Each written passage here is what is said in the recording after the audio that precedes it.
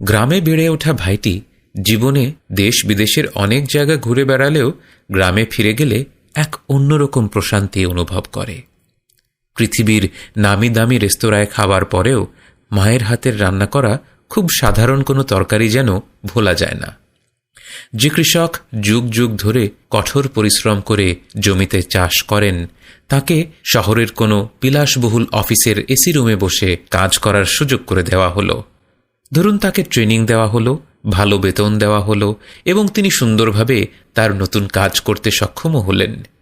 তবুও যদি ছুটিতে নিজের বাড়িতে ফিরে যান, যদি সেই মাঠে হেঁটে নিজ হাতে ফসলগুলোকে আলতোভাবে ছুঁয়ে দেখতে পারেন, তার অন্তরটা জুড়িয়ে যাবে।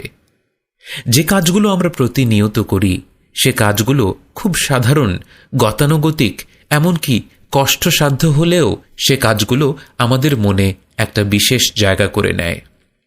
ইমাম আল গজালি রহিমাহুল্লাহ এ প্রসঙ্গে বলেন, মানুষ যখন স্বাভাবিক গতানুগতিক কাজও নিয়মিত করে, ধীরে ধীরে সে কাজটাকে ভালোবেসে ফেলে। যে কবুতর পালে সে তার সেই কাজে এতটা আনন্দ পায় যে কর্কশ রোদের নিচে দাঁড়িয়ে হলেও সে তার কবুতরের যত্ন করে।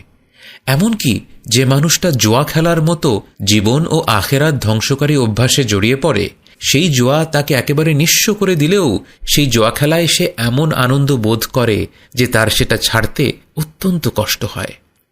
এমন ক্ষতিকর বিষয় যখন মানুষের কাছে প্রিয় হয়ে ওঠে, অথবা দুনিয়াবী কাজকর্মগুলোও প্রতিনিয়ত করতে থাকলে যখন মানুষের মনে সেটার প্রতি মায়া জন্মায়, তাহলে চিন্তা করে দেখুন, যেই ইবাদতগুলো করলে আমরা আল্লাহর নিকট আসতে পারব, যেই নৈকট্য আমাদের রূহ খুঁজে বেড়াচ্ছে আমাদের জন্মের সময় থেকেই, সেই ইবাদতগুলো যদি আমরা নিয়মিত করতে পারি, আমরা কি সে কাজগুলোকে গভীরভাবে ভালোবেসে ফেলব না? আপনি প্রতিদিন একটা ছোট্ট ইবাদত করেন, আপনার কাছে মনে হতে পারে কাজটি একেবারে নগণ্য।